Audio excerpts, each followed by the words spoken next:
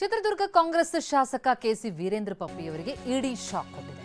ಅಕ್ರಮ ಹಣ ವರ್ಗಾವಣೆ ಆರೋಪದಡಿ ಇಡಿ ಅಧಿಕಾರಿಗಳಿಂದ ದಾಳಿ. ಪಪ್ಪಿಯವರಿಗೆ ಸೇರಿದಂತಹ ಚಳ್ಳಕೆರೆ, ಬೆಂಗಳೂರು, ಗೋವಾ ಎಲ್ಲೆಡೆ 17 ಕಡೆ ದಾಳಿಯಾಗಿದೆ. ಚಳ್ಳಕೆರೆ ಪಟ್ಟಣದಲ್ಲೇ 4 ನಿವಾಸಗಳ ಮೇಲೆ ಇಡಿ ದಾಳಿ ಮಾಡಿದೆ. ಶಾಸಕ ಕೆಸಿ ವೀರೇಂದ್ರ ಅವರ ಸಹೋದರರ ಮನೆ ಮೇಲೂ ಕೂಡ ದಾಳಿಯಾಗಿದೆ.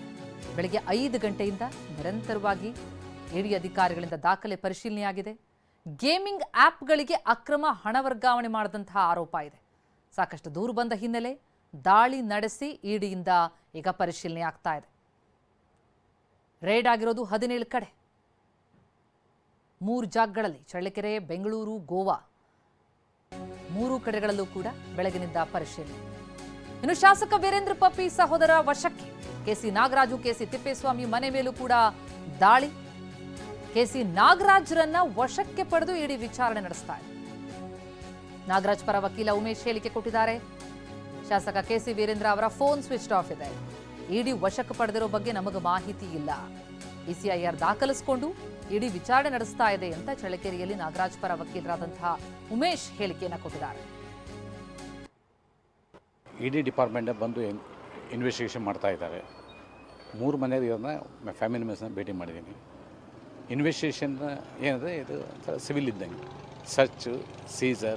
ಸರ್ಚ್ ಮಾಡ್ತಾರೆ, ಸೀಸರ್ ಮಾಡ್ತಾರೆ, ಫ್ರೀಸ್ ಮಾಡ್ತಾರೆ, ಅಟ್ಯಾಚ್ಮೆಂಟ್ ಮಾಡ್ತಾರೆ. ಇಷ್ಟು ಮಾಡಿದ ಮೇಲೆ ಅದು ಮುಂದಿನ ಪ್ರೊಸೆಸ್ ತಂತಾರೆ. ನಾವು ಇನ್ವೆಸ್ಟಿಗೇಷನ್ ಮಧ್ಯೆ ಹೋಗಿ ಬರೋದಿಲ್ಲ.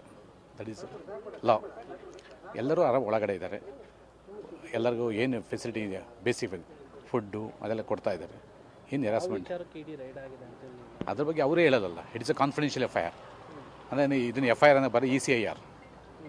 ನೀವೇನು ಪೊಲೀಸ್ ಭಾಷೆ FIR ಅಂತಿರಲ್ಲ, it is not FIR, ECIR, enforcement case information report. ಅದೆಲ್ಲ ಮುಗಿದ್ಮೇಲೆ ಅವ್ರನ್ನ ಮುಂದಿನ ಕ್ರಮ ಜರುಗಿಸ್ತಾರೆ. ಸೊ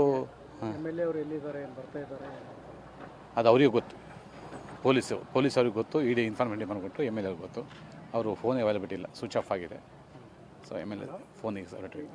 ಈಗ ದಾಳಿ ಆದ ನಂತರ ಯಾವ ಆ್ಯಕ್ಷನ್ ತಗೋತಾರೆ, ಏನಾಗುತ್ತೆ ನೆಕ್ಸ್ಟ್ ಫರ್ದರ್ ಇನ್ವೆಸ್ಟಿಗೇಷನ್ ಹೆಂಗೆ ಹೋಗುತ್ತೋ ಹಂಗೆ.